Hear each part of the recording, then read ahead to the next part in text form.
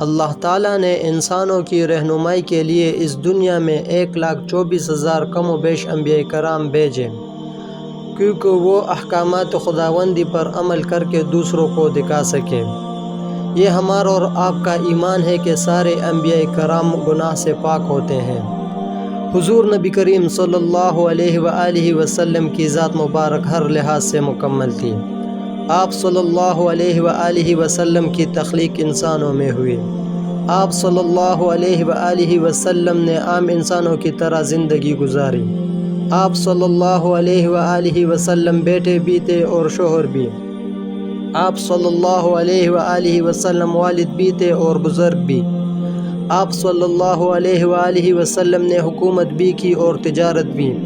آپ صلی اللہ علیہ وآلہ وسلم قانون دان بھی تھے اور مبلغ بھی۔ آپ صلی اللہ علیہ وآلہ وسلم سراپا محبت بھی تھے اور رحمت للعالمین بھی۔ آپ فاتح بھی تھے اور شجاع بھی۔ آپ صادق بھی تھے اور امین بھی۔ آپ صلی اللہ علیہ وآلہ وسلم سپہ سالار بھی تھے اور داعی انقلاب بھی۔ آپ صلی اللہ علیہ وآلہ وسلم عادل بھی تھے اور معلم اخلاق بھی۔ آپ سیاستدان بھی تھے اور مصنف بھی۔ آپ رہبر کامل بھی تھے اور پیغمبر آزادی بھی۔ اگر غور کیا جائے تو یہ سارے کرداری مثال ہیں۔ اسی لیے قرآن پاک نے آپ صلی اللہ علیہ وآلہ وسلم کے کردار کو اسوہ حسنہ قرار دیا، یعنی بہترین نمونہ۔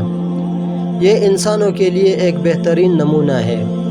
ایک مکمل انسان کا مقام دنیا میں صرف حضور صلی اللہ علیہ وآلہ وسلم کو حاصل ہے۔ حضور نبی کریم صلی اللہ علیہ وآلہ وسلم کے کردار کی کاملیت اور جامعیت کو غیر مسلموں نے بھی تسلیم کیا ہے۔ آپ صلی اللہ علیہ وآلہ وسلم کی پوری زندگی دراصل عملی زندگی ہے۔ آپ نے انسانیت کی تکمیل کی۔ آپ کا خلوص، استقامت، سادگی، صبر، ایثار، امانت، دیانت اور اخلاقی عظمت اور سچائی تا قیامت انسانیت کی رہنمائی کرتا رہے گا۔ آپ صلی اللہ علیہ وآلہ وسلم نے دکھ دینے والوں اور دشمنوں کو بھی دعا کی۔ آپ نے ہمیشہ ان کی ہدایت کے لیے دعائیں کی۔ حضور نبی کریم صلی اللہ علیہ وآلہ وسلم کی شخصیت جامع کمالات ہے۔ قرآن کی تعلیمات جامع مکمل ضابطۂ حیات ہے اور کامل نمونہ ہے، جس کے مقابلے میں کوئی دوسرا نظام یا نظریہ حیات نہیں لایا جا سکتا۔ تو کیسی لگی یہ آپ کو؟